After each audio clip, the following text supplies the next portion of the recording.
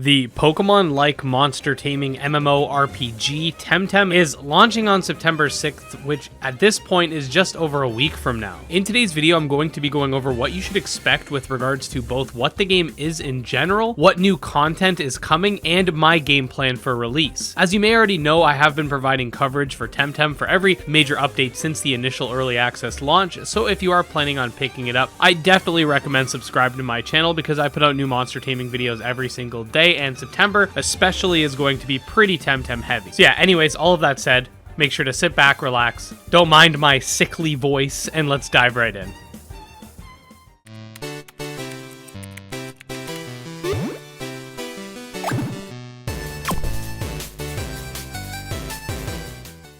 Alright, so what exactly is Temtem and what makes it unique from something like Pokemon? Well, Temtem does not shy away from the fact that it is a Pokemon-inspired title. There are many one-to-one comparisons, like the game having dojos instead of gyms, the combat being very reminiscent, though also unique, and I'll get to that in a bit, an evil team, etc. Depending on what you're looking for as a gamer, this could either be a positive or negative. However, there definitely is a place for these types of games to exist. In terms of what makes Temtem unique from Pokemon, however, there are a few key points that are oftentimes missed when these types of discussions are had. Firstly, the most obvious thing is the fact that the game does run online in an MMO setting, with you being able to see and interact with other players in the overworld. This of course extends to the game's activities like raids, where you can work together with other tamers in order to unlock a mythical Temtem, the housing feature where you can have your own house and allow other players to visit you, and a pretty big one being the game's trading hub, which acts like the RuneScape Grand Exchange rather than something like a global trading station, because you can actually offer up Temtem and items for currency instead of just trading monsters themselves. The game's battle system is also very noteworthy because a big part of how the game is structured is based off of it. First of all, Temtem features nothing but doubles for its campaign and likewise for its competitive scene. One thing I've always found a little bit odd about Pokemon is that the whole game is always in singles, but then the official competitions are all doubles. I personally like that it's consistent here. Anyways, the battle system also features no RNG, which is something of a common complaint I have seen in the competitive scene of Pokemon. Critical hits, sleeping for some random amount of turns, etc. won't be a factor here. I'll go over all of the mechanics more in depth when I put out my full release review, but the combat system has its own unique aspects to it that require a lot more thought during the main campaign for sure. Okay, so now that you have an idea of what Temtem is, essentially a Pokemon-like game with MMO elements and an RNG-free battle system, what should you expect to be different between now and the full release if you have played early access? Well, luckily for us, the devs did put out a bunch of devlogs earlier this year that they dubbed the Golden Week of Temtem spoilers, because they discussed all of the major changes coming to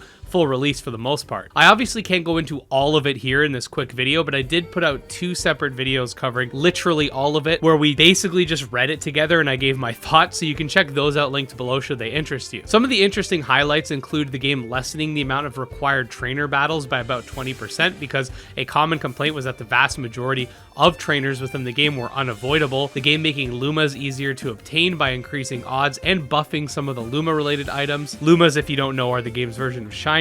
And of course, the big one is the 7th island, dubbed the Temtem Paradise, which essentially is Temtem's version of the Battle Frontier. This game will add a bunch of battle facilities, including one that lets you rent out Temtem, a roguelite facility, a battle tower equivalent, a spot to fight the 4 arch tamers, aka the best tamers in the world, and more. This, to my knowledge, is the first monster taming game to include a Battle Frontier-esque area besides Pokemon's mid-generation games. Furthermore, there will be a new mythical Temtem added, which will be the final one to fill out the Temtem roster. There are some updates that are coming that won't necessarily be right at launch, but during the launch window if you were. The biggest one, in my opinion, being Temtem Showdown, an in-game simulator that allows you to compete in PvP with zero barrier to entry. If you've ever used Pokemon Showdown, that's basically what they're going with. This will allow you to manually allocate your Temtem's SVs and TVs, which are IV and EV equivalents respectively, their held items, etc., without actually having to go into the game and grinding for it. To me, this is going to be a huge addition because it'll likely substantially increase the amount of people playing PvP, which should be good for the longevity of the game. So in short, what you should expect regarding the game is a Pokemon-like experience with no RNG when it comes to battles in an MMO setting. That said, there have been some criticisms of the game feeling very grindy, but I do think that a lot of that is going to be fixed, especially with that Temtem Showdown. Anyways, this isn't really supposed to be a review, more of just an educational video, if you will, but in terms of what to expect from my channel,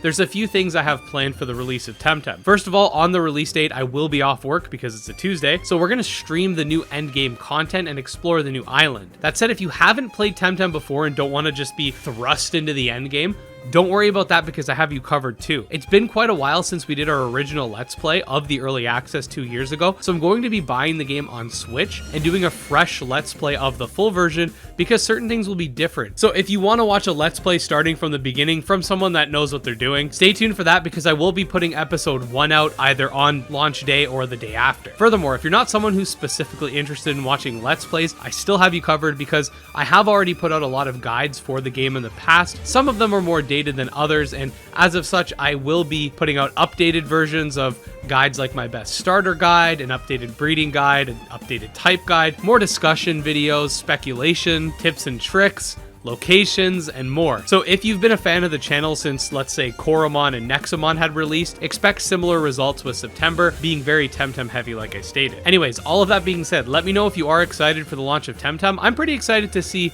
it be put in the hands of console players, and honestly, I'm looking forward to going through the game once again. So yeah, if you're a Temtem fan or a fan of monster taming games in general, subscribe to the channel because I put out new videos every single day. You can check out my Discord, my Patreon, and my Twitter, all links below. Special thanks to the patrons, especially Jim Hamilton, Droghost, and Dark Persona, and we'll see you guys next time.